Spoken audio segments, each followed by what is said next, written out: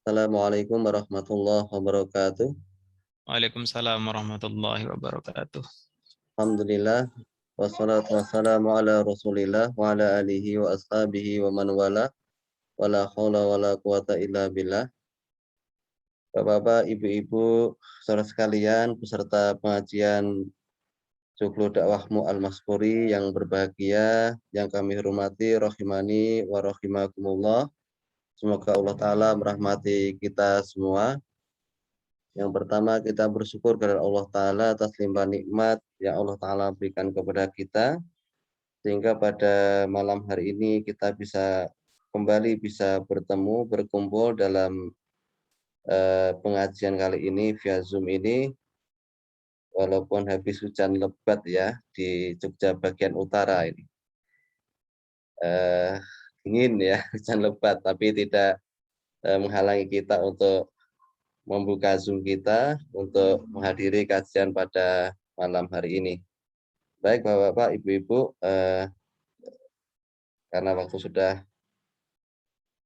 19.40, kita mulai saja. Kita buka dengan bacaan basmalah. Bismillahirrahmanirrahim. Monggo Ustadz Ari, waktu dan tempat kami persilahkan. Tafadhol Maskur. Terima kasih Mbak Tito. Assalamualaikum warahmatullahi wabarakatuh. Alhamdulillahilladzi arsala rasulahu bil huda wa dinil haq liyudhhirahu 'alad dini kullih wa kafa billahi syahida. Asyhadu an la ilaha illallah wahdahu la syarikalah wa asyhadu anna Muhammadan abduhu wa rasuluhu la nabiyya ba'dah. Alhamdulillah, puji syukur senantiasa kita panjatkan kehadirat Allah Subhanahu wa taala. Nikmat yang tanpa henti-hentinya dicurahkan kepada kita sebagai hamba-Nya.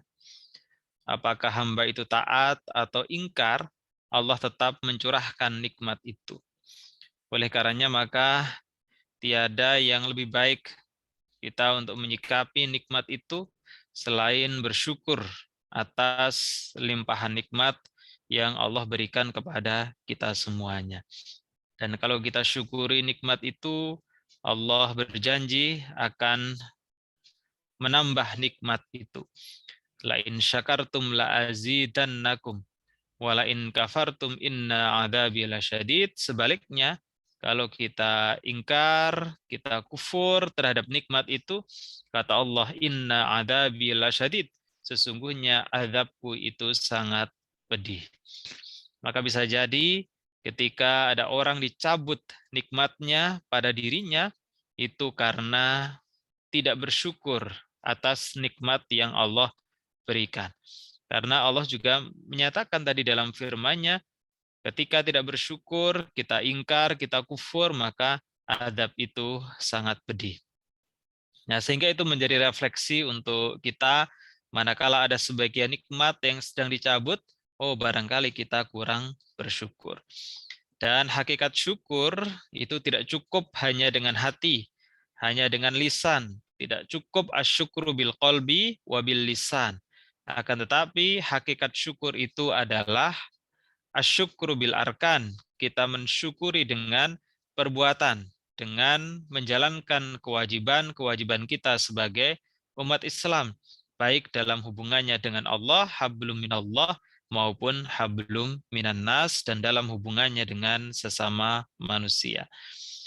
Pada malam hari ini kita bersama-sama untuk mengkaji hadis yang di dalamnya itu syarat dengan makna yang dalam, dan itu merupakan bagian dari ketaatan kita kepada Allah Subhanahu wa taala.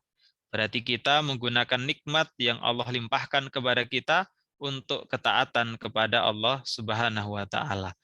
Sehingga mudah-mudahan apa yang kita jalankan malam hari ini mendapatkan limpahan keberkahan, baik untuk diri kita maupun untuk keluarga. Jamaah sekalian yang berbahagia, ketika kita menuntut ilmu, berarti kita sedang melakukan amalan yang berdimensi baik duniawi maupun ukhrawi. Ilmu itu meningkatkan taraf kehidupan kita. Kalau kita menjalankan amalan di dunia sesuai dengan tuntunan Rasulullah, maka insya Allah kita akan meraih as-sa'adah fid dunya wal akhirah. Kita akan meraih kebahagiaan baik di dunia maupun di akhirat. Ya, amalan yang bersifat ukhrawi terkait dengan menuntut ilmu, karena menuntut ilmu itu merupakan kewajiban. Talabul ilmi faridatun ala kulli muslim, kata Rasulullah. Menuntut ilmu itu merupakan hal yang fardu atau wajib bagi setiap muslim. Karena kita menjalankan perintah Allah, maka amalan itu berdimensi ukhrawi. Jamaah sekalian yang berbahagia, yang namanya nyawa itu tidak bisa diprediksi kapan akan lepas dari jasad kita. Dan pasti setiap orang itu akan mengalami yang namanya kematian. Kullu nafsin dha'iqatul maut, firman Allah di dalam Al-Quran. Setiap manusia itu pasti akan menjumpai kematian. Dan ketika kematian itu sudah waktunya datang, maka apapun yang kita upayakan untuk mencegahnya itu tidak akan mampu mencegahnya.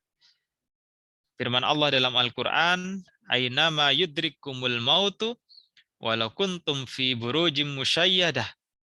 Dimanapun kamu berada, ketika maut itu sudah datang, maka tidak akan bisa menghindar darinya. Walau kuntum fi burujim musyayyadah, sekalipun engkau berlindung di balik tembok yang kokoh. Oleh karenanya maka ketika kita masih punya kesempatan untuk berbuat kebajikan, maka semestinya kita tidak menunda-nundanya.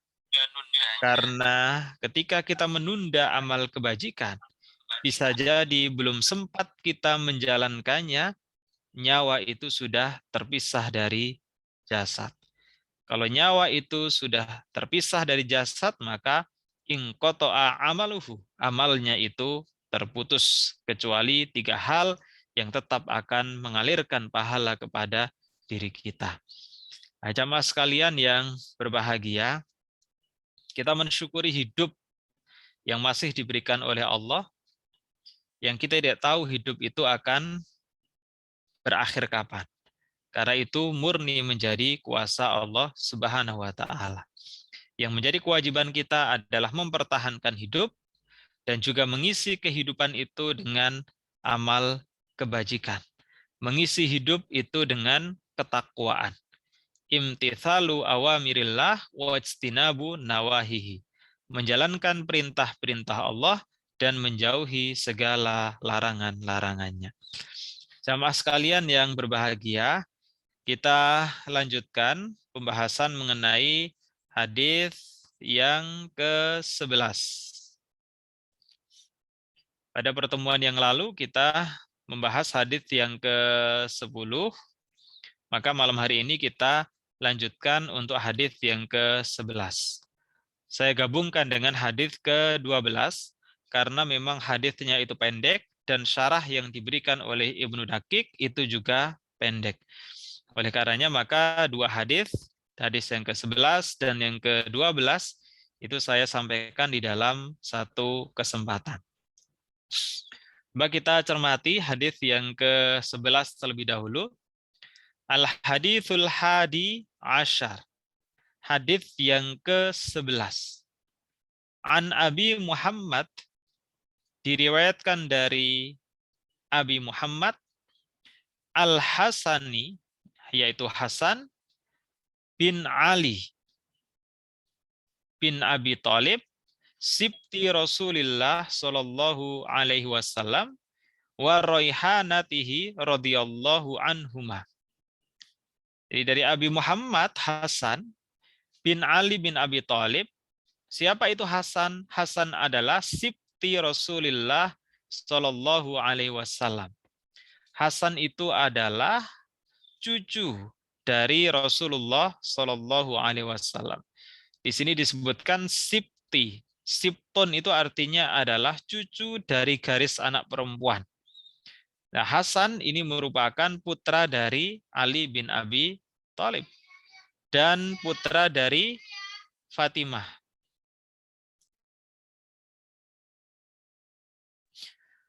Putra dari Fatimah yang merupakan putri Rasulullah Shallallahu Alaihi Wasallam. Sehingga di sini disebut Sibtun karena Hasan ini merupakan cucu Rasulullah dari garis Fatimah putrinya. Kalau cucu laki-laki ini disebut dengan Hafid. Cucu dari garis anak laki-laki itu Hafid. Tapi kalau Sibtun itu adalah cucu dari garis perempuan. Jadi Hasan putra Ali bin Abi Thalib dan juga Fatimah binti Muhammad ini merupakan cucu dari Rasulullah Shallallahu Alaihi Wasallam wa roihanatihi dan merupakan kesayangan Rasulullah. Nah, qala Hasan berkata, hafidtu min Rasulillahi Shallallahu Alaihi Wasallam.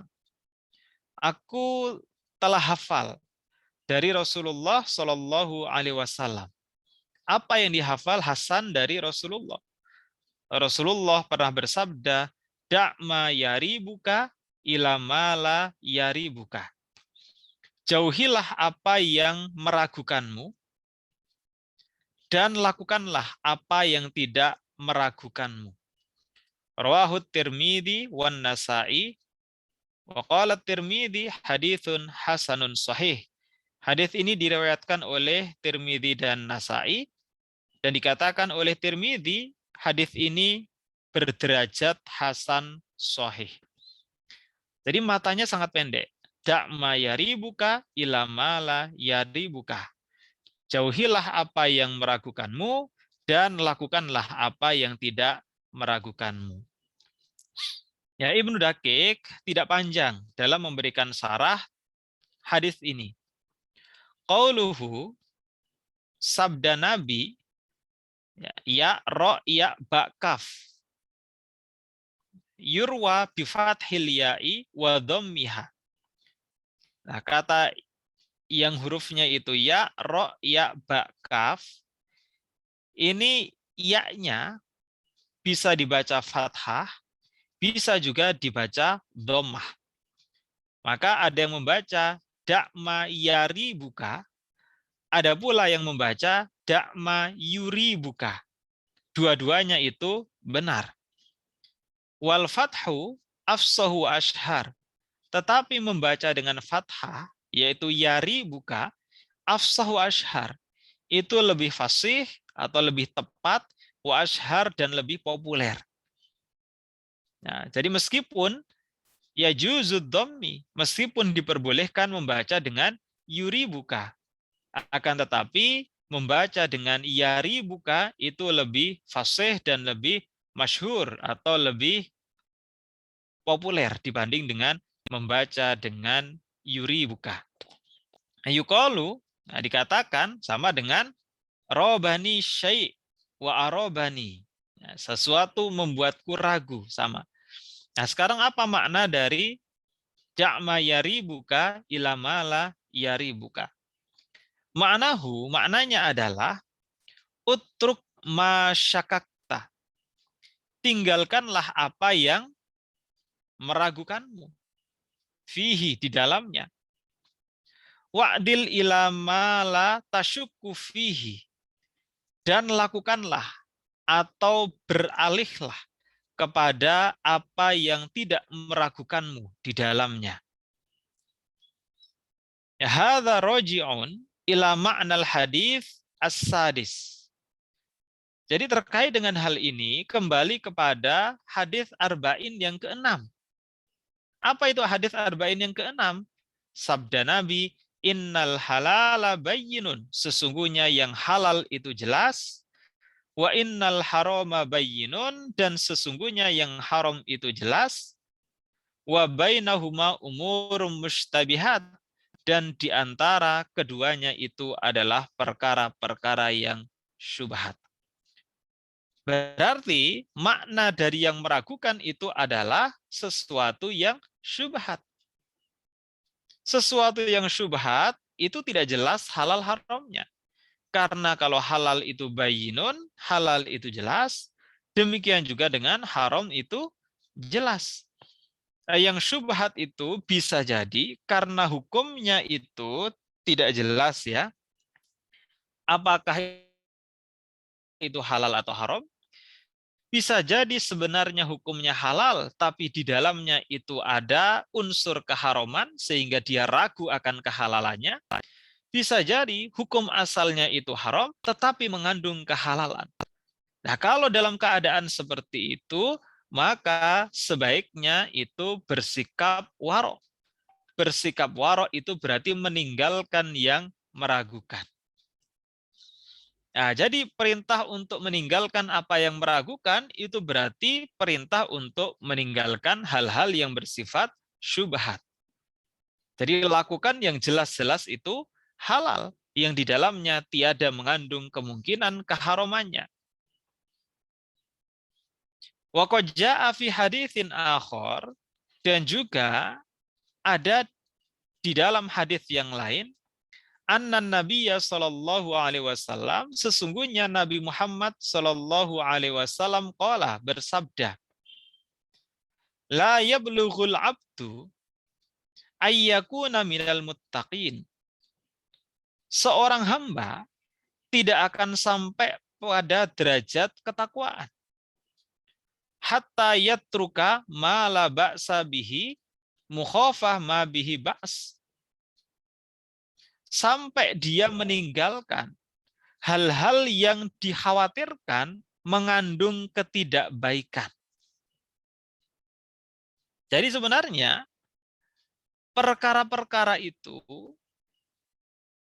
adalah perkara yang tidak dilarang, tetapi menjadi lebih baik ditinggalkan karena di dalam yang tidak diharamkan itu ada kemungkinan mengandung ketidakbaikan.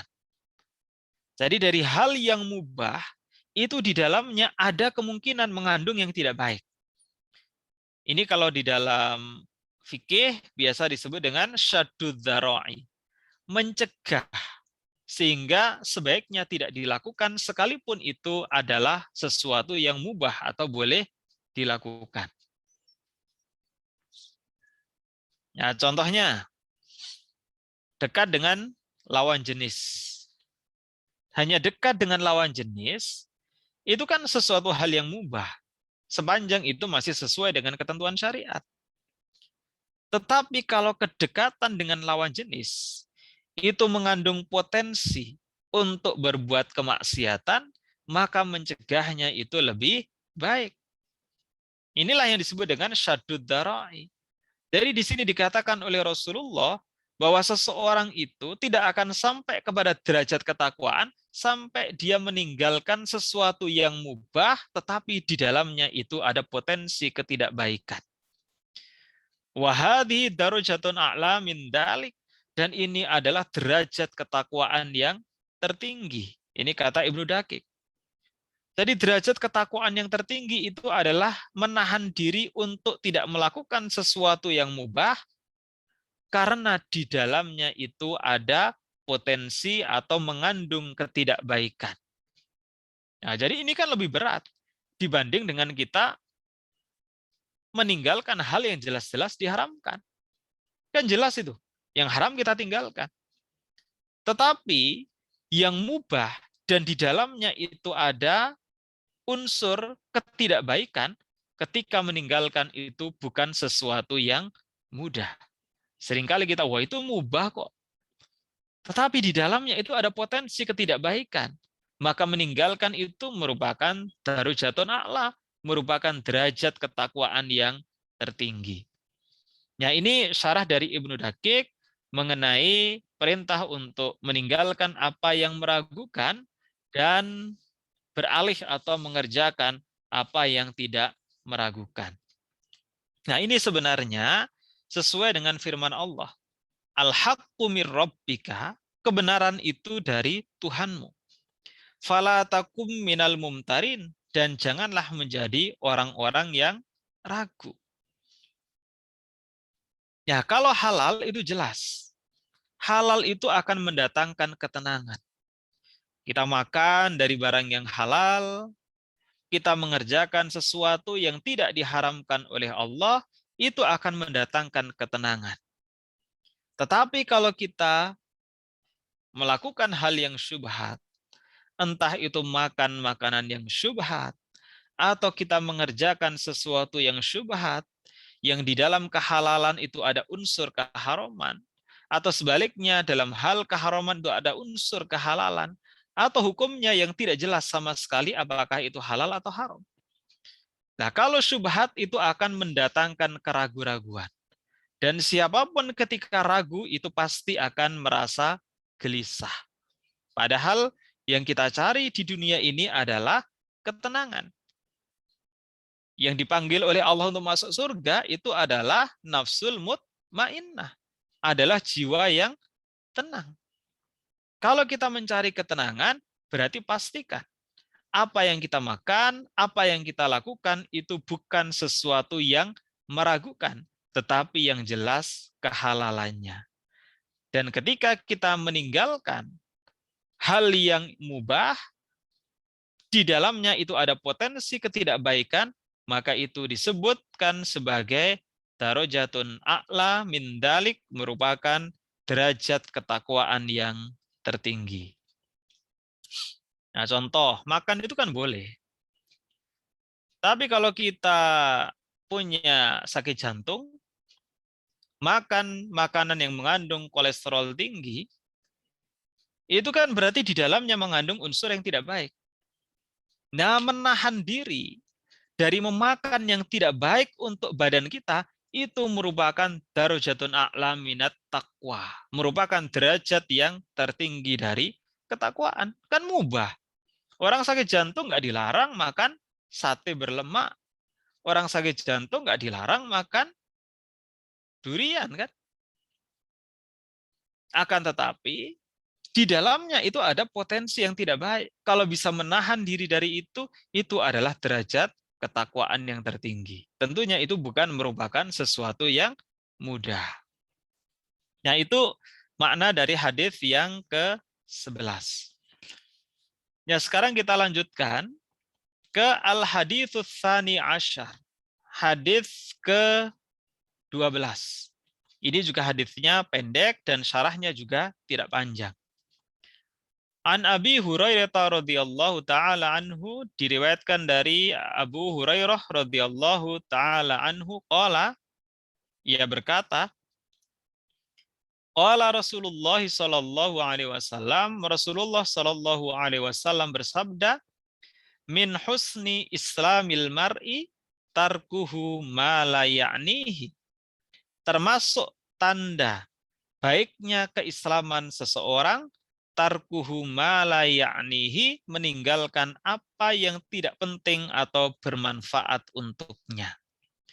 Jadi termasuk tanda baiknya keislaman seseorang itu kalau meninggalkan apa yang tidak berguna atau tidak berfaedah. Haditsu hasan. Hadis ini derajatnya hasan. Rawahu Tirmidzi wa ghairuhu hakadha. Diriwayatkan oleh Tirmidzi dan menurut perawi-perawi yang lain juga demikian. Hadis ini derajatnya adalah hadis hasan. Nah, sekarang coba kita bahas syarahnya. Wa qad rawahu Qurratu bin Abdurrahman, dan diriwayatkan oleh Qurrah bin Abdurrahman, Aniz Zuhri, dari Zuhri, an Abi Salamah, dari Abi Salamah, an Abi Hurairah, dari Abu Hurairah. Wasahaha turuqahu, dan semua sanadnya itu disahihkan. Tsumma qala fi hadzal hadits, kemudian ia berkata di dalam hadis ini, hadza minal kalamil jami' lil ma'ani al-katsirah al-jalilah fil alfadil qalilah. Ini adalah perkataan al-jami' yang padat, lil ma'ani akan makna. al-kathirah al-jalilah, yang banyak dan agung, fil alfadil qalilah, padahal lafaz ini sangatlah pendek. Jadi al-jami', ya, ini kan seperti kajiannya Pak Tito itu di Joglo Dakwahmu, ada yang disebut dengan jawami'ul kalim. Al-jawami' itu jamak dari al-jami', yang artinya itu adalah padat. Ya, jadi merupakan kata-kata yang padat. Lil ma'ani, akan makna yang banyak, al-jalilah, dan agung. Fil alfadil qalilah, di dalam lafaz yang pendek. Wa nahwi dzalika, dan semisal dengan itu, qaulu Abi Dzar, perkataan dari Abu Dzar, fi ba'di hadithihi, di dalam sebagian hadis yang dia riwayatkan. Apa itu? Wa man husiba kalamuhu min amalihi qalla kalamuhu. Barang siapa yang menghitung kata-katanya itu lebih pendek, min amalihi, dari amalnya, qalla kalamuhu, maka akan sedikit perkataannya, fima ya'nihi, yang tidak berguna. Jadi kalau seseorang itu lebih banyak amalnya daripada kata-katanya, maka akan menghindarkan dari kata-kata yang tidak bermanfaat. Berarti secara implisit mengandung perintah agar kita memperbanyak amal dibanding dengan memperbanyak kata-kata. Kenapa demikian? Karena kalau lebih banyak kata-katanya dibanding dengan amalnya, maka potensial akan banyak kata-kata yang keluar dari mulutnya, dan itu adalah kata-kata yang tidak bermanfaat. Padahal menahan diri dari berkata-kata yang tidak bermanfaat itu merupakan bagian dari kualitas baiknya keislaman seseorang. Wa dzakara Malik, kemudian disebutkan oleh Malik, annahu balaghahu annahu qila lil Luqman, disebutkan oleh Malik, dan sesungguhnya balaghahu, dia dengar suatu perkataan lil Luqman, yang terkait dengan Luqman. Luqman yang namanya itu diabadikan menjadi salah satu nama surat di dalam Al-Qur'an. Jadi Luqman itu luar biasa, sangat dimuliakan sampai namanya itu menjadi salah satu nama surat di dalam Al-Qur'an. Ya, padahal Luqman ini kan dari segi fisik biasa saja, tapi Allah muliakan. Kenapa Allah memuliakan? Ya, bukan karena fisiknya. Kan jelas, fisik itu bukan merupakan ciri dari orang yang mulia. Makanya dalam hadis Nabi kan ditegaskan, innallaha la yanzuru ila suwarikum. Sungguhnya Allah itu tidak melihat kepada wajah kalian, wa amwalikum, dan juga harta kalian, walakin, tetapi, yang duru ila qulubikum wa a'malikum, tetapi Allah itu melihat kepada hati dan amalnya. Jadi wajahnya mau kayak apapun, mau putih, hitam, dan seterusnya, itu nggak akan dilihat. Inilah ajaran Islam mengenai anti diskriminasi. Karena tidak melihat kepada warna kulit, kepada wajah. Jadi kalau ada konvensi anti diskriminasi, konvensi internasional, itu Islam sudah mengajarkan lebih dulu. Jadi Tuhan saja tidak melihat kepada wajah seseorang. Wa amwalikum, dan tidak juga kepada kaya miskinnya seseorang. Tetapi yang Allah lihat adalah hati dan amalnya. Kenapa pada hati dan amalnya? Hati ini maksudnya adalah al-ikhlas. Jadi syarat dari diterimanya suatu amalan itu adalah al-ikhlas. Semata-mata karena Allah Subhanahu wa taala. Wa amal, kenapa yang dilihat amalnya? Ya karena syarat diterimanya amal itu adalah ittiba'ur rasul. Jadi diterimanya amalan seseorang itu tergantung dari hati dan gimana cara dia melakukan. Kalau hatinya itu ikhlas, cara dia melakukan sesuai dengan yang diajarkan oleh Rasul, maka amalnya itu makbul, akan diterima. Kalau seseorang ikhlas dalam beramal, tapi cara yang dilakukan salah, mardud, akan tertolak. Demikian juga sebaliknya. Ada orang yang amalnya sudah sesuai tata caranya, akan tetapi dia tidak ikhlas, maka amalannya itu mardud, akan tertolak. Jadi amalan yang diterima itu adalah amalan yang dilaksanakan dengan penuh keikhlasan dan sesuai dengan cara yang dicontohkan oleh Rasulullah. Inilah makna kenapa Allah itu melihat kepada hati dan amalnya. Karena hati dan amal itu adalah kunci diterimanya amal saleh seseorang. Nah, kembali lagi, tadi Malik mendengar perkataan terkait dengan Luqman. Ada yang bertanya, ma balagha bika manaro. Jadi, apa sih yang membuatmu menjadi seperti ini? Yuridun al-fadl, yang memiliki derajat keutamaan. Jadi ada yang bertanya kepada Luqman, apa sih yang membuatmu memiliki derajat keutamaan seperti ini?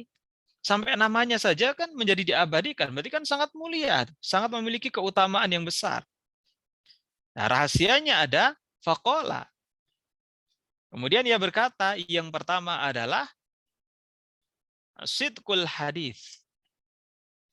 Jujur di dalam perkataan.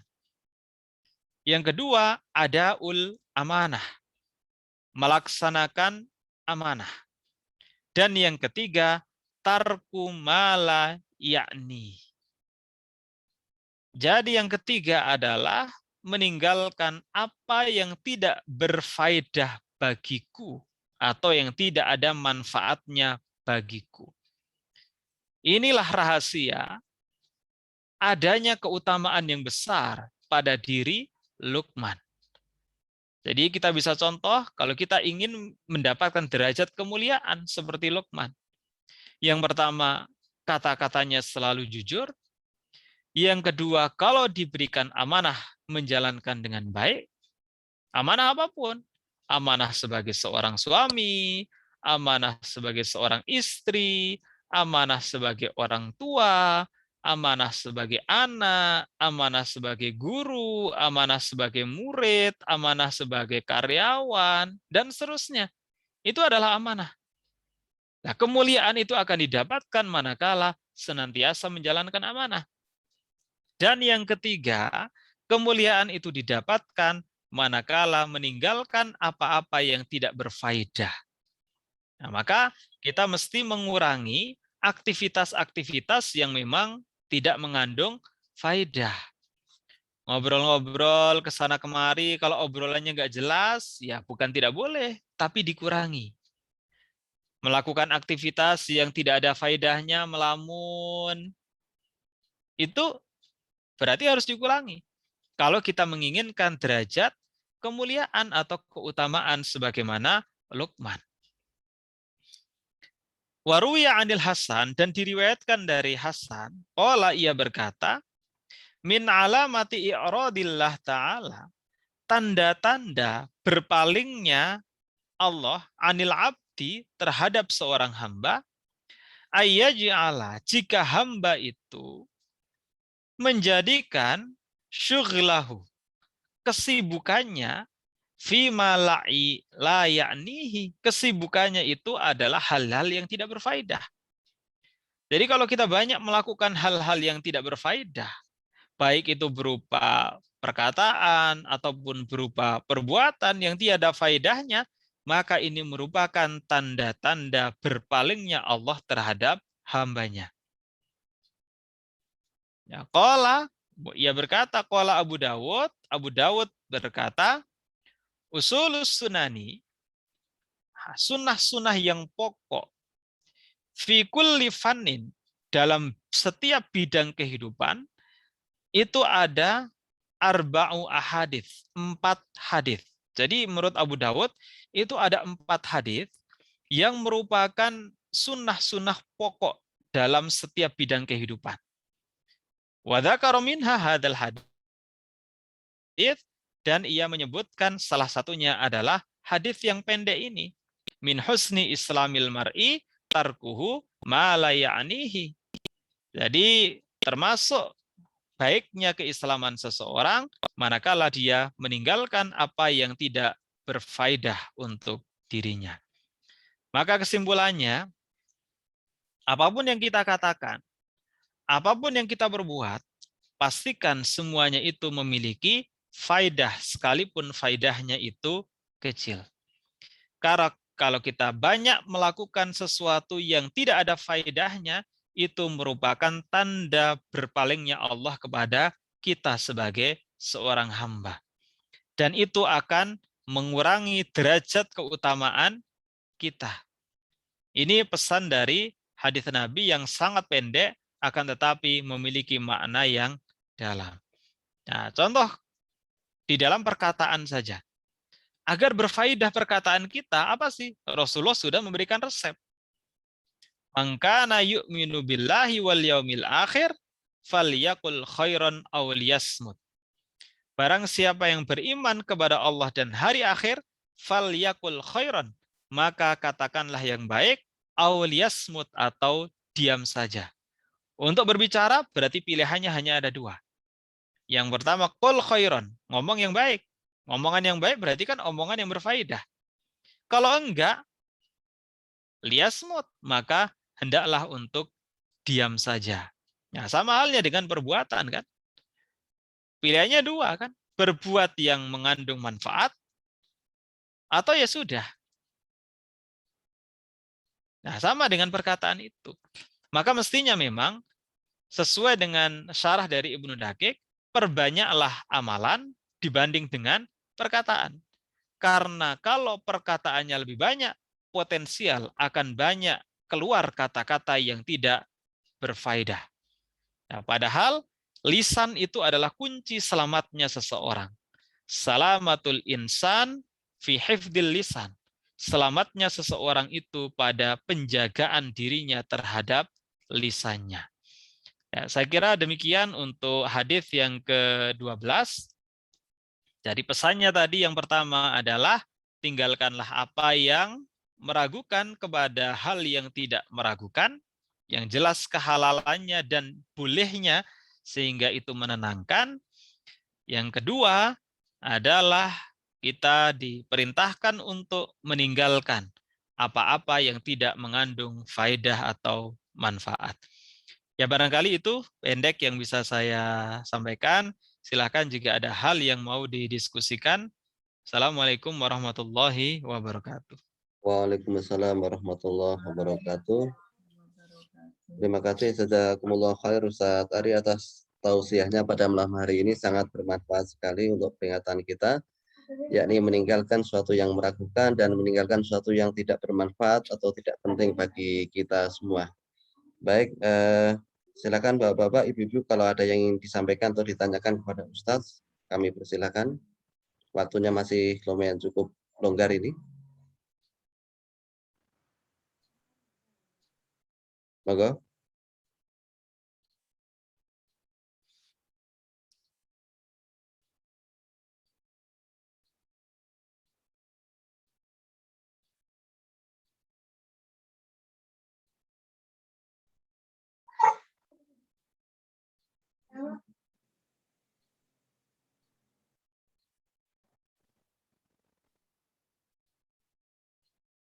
Boleh ditulis di chat juga.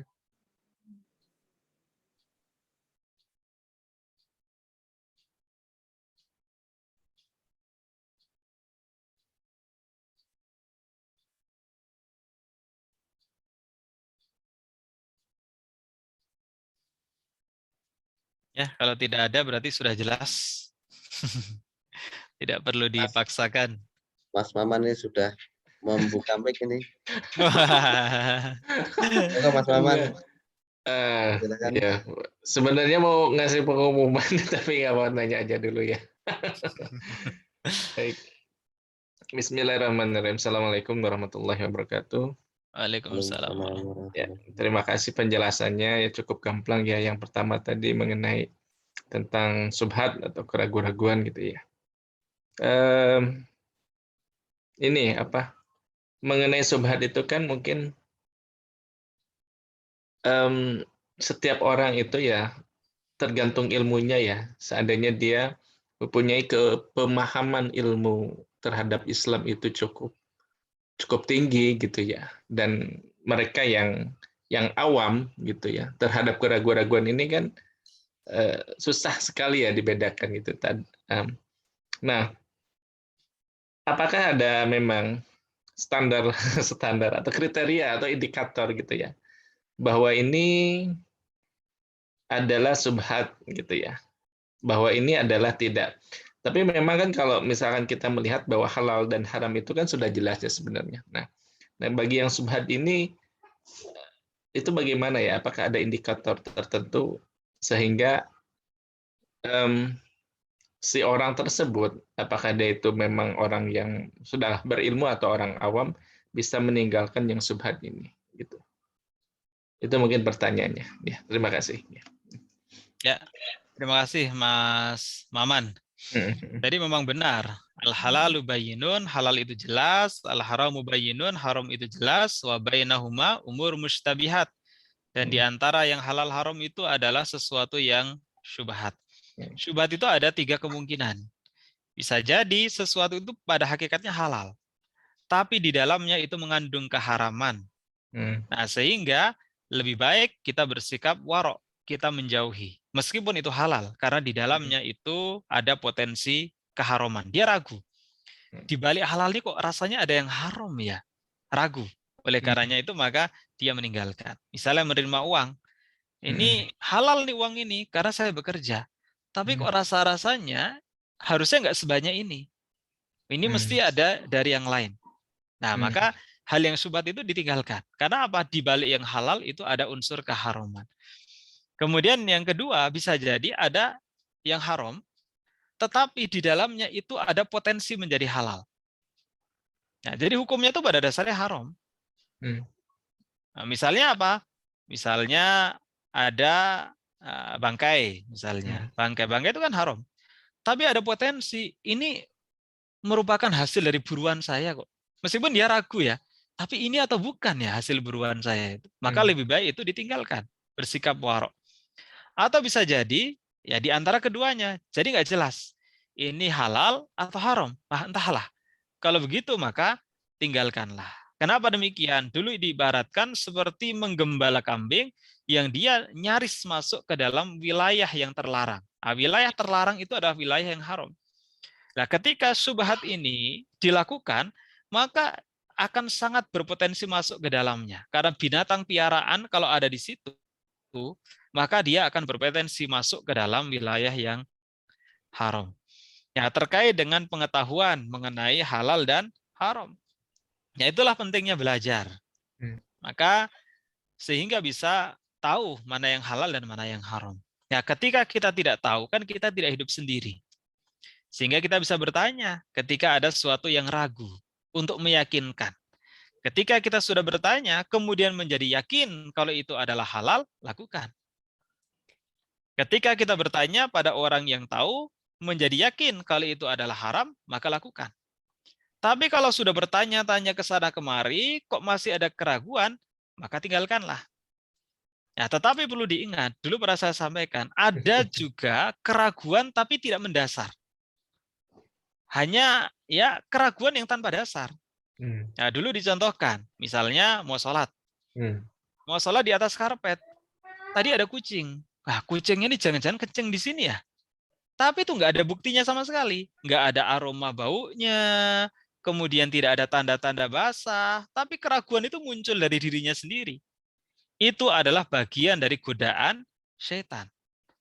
Apa godaan setan? Keraguan yang tanpa ada dasar sama sekali, atau keraguan yang mengada-ada. Maka itu dihilangkan, tetap lakukan saja. Jadi keraguan itu ya harus didasarkan pada ya pengetahuan atau bukti-bukti tertentu, bukan keraguan yang tanpa dasar. Ya, kayak kita dibayar gitu kan, kok tiba-tiba ragu? Loh, keraguannya tuh ragu kenapa? Kalau nggak ada alasan ragunya, itulah godaan setan. Nah, jadi keraguan itu harus ada dasarnya. Kalau tanpa dasar itu berarti bukan keraguan yang masuk kategori syubhat. Itu adalah godaan syaitan. Ya, ada lagi yang lain? Pertanyaan kedua Ustadz ini lewat chat saya bacakan. Oh iya. Assalamualaikum. Mohon pencerahan, saat ini tidak lagi lisan yang bisa menyelamatkan dari keimanan, tetapi tangan yang tidak, kita justru harus diselamatkan. Fenomena maraknya medsos. Maksudnya mungkin Ya, tidak hanya lisan tapi juga tangan yang ya, harus kita selamatkan itu. Tafadhol, Ustaz. ya, ya. Ya, sebenarnya meskipun tangan yang bergerak itu sebenarnya sama dengan lisan. Karena apa? Bentuknya itu adalah kata-kata. Jadi melakukan dengan tangan, tapi bentuknya kata-kata. Ketika yang keluar itu adalah qaul, kata-kata, baik itu yang sifatnya lisan maupun tertulis, itu sama saja. Sebenarnya hakikatnya adalah lisan. Nah, maka sekarang mulut itu bukan satu-satunya alat untuk berbicara. Tapi tangan pun sekarang itu merupakan alat yang bisa untuk berbicara. Nah, karena produknya sama, yaitu kata-kata. Nah, itulah qaul. Nah, sekarang bisa dimaknai secara luas. Nah, oleh karenanya maka sama saja.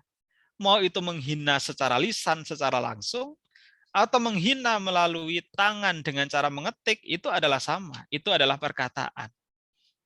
Nah, itu salamatul insan fi hifdzil lisan. Nah, sekarang tangan itu bisa dimaknai sebagai lisan juga. Kenapa? Karena tangan itu sekarang bisa ngomong. Ngomongnya dengan cara mengetik. Nah, memang sama-sama ringan kan? Ngomong itu sangat ringan, ngetik pun juga sangat ringan. Nah, itulah yang harus kita waspadai apalagi sekarang di era media sosial. Undang-Undang ITE, Informasi dan Transaksi Elektronik, Undang-Undang Nomor 11 tahun 2008, itu sejak diundangkan sampai dengan sekarang, 90% kasusnya itu adalah penghinaan atau pencemaran nama baik. Ini menunjukkan kalau orang itu belum sadar bahwa norma-norma yang berlaku di mulut itu juga berlaku di tangan ketika mengetik suatu perkataan.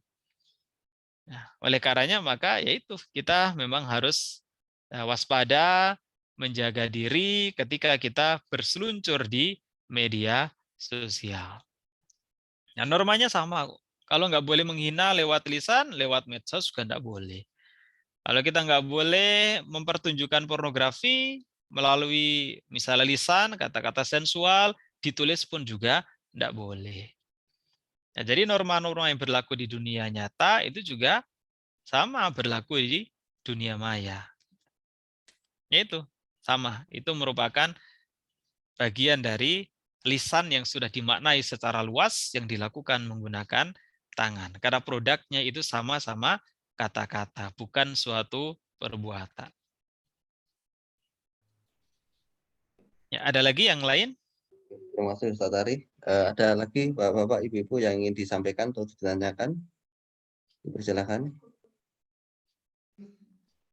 Kalau tidak ada, saya ingin tanya Ustadz, tadi terkait dengan kaitannya dengan fikih ibadah ya. Tadi disampaikan ada keraguan yang tidak mendasar.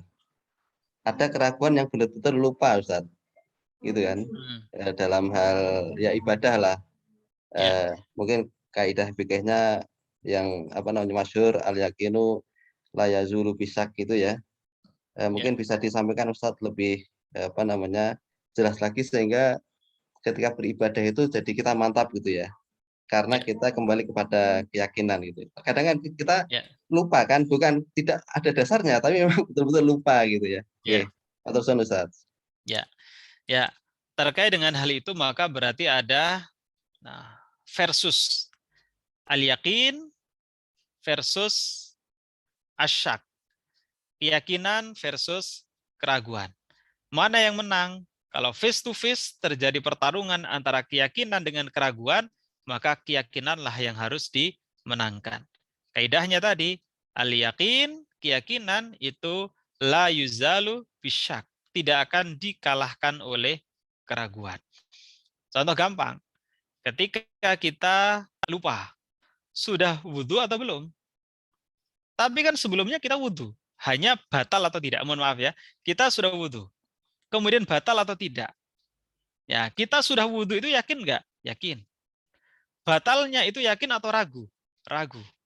Mana yang menang? Yakin. Berarti kita menganggap sudah berwudhu. Ya kan? Sekarang dalam sholat, ragu 3 rakaat atau 4 rakaat. Yang yakin sudah itu adalah 3 rakaat. 4 rakaatnya sudah atau belum ya? Ragu. Anggap berarti 3 rakaat. Kalau dalam sholat, ketika ada keraguan, berarti harus melakukan sujud syahwi. Itu kalau khusus di dalam sholat. Jadi kalau dalam ibadah, kalau ada versus yakin dengan ragu, maka yang dimenangkan harus yang yakin. Sudah wudhu, batal atau belum? Yakin wudhu, batalnya ragu, yakin sudah wudhu. Nggak perlu wudhu lagi. Islam itu mudah kan? Dalam sholat, ragu 3 rakaat atau 4 rakaat, yang sudah pasti itu 3. 4 rakaatnya ragu. Anggap saja 3 rakaat. Tambah 1 rakaat, kemudian sujud syahwi.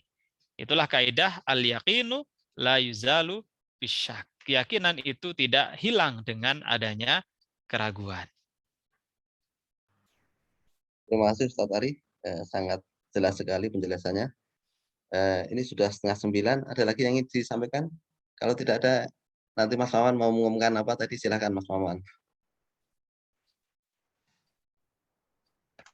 Ya Ustaz.